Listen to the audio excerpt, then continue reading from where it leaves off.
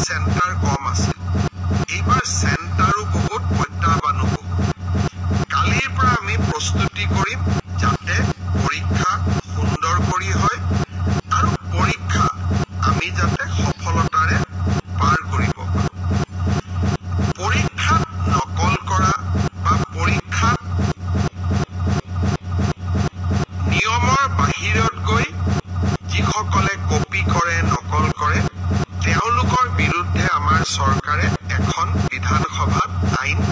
প্ৰণয়ন কৰিছে ইয়াৰ ফলত পৰীক্ষাত নকল কৰা ব্যক্তিজনক গ্ৰেপ্তাৰ কৰাৰ উপৰিও তেওঁৰ ঘৰুৱা সম্পত্তিসমূহ চৰকাৰে অধিগ্ৰহণ কৰাৰ এক ডাঙৰ ক্লজ এই আইন কেইখনত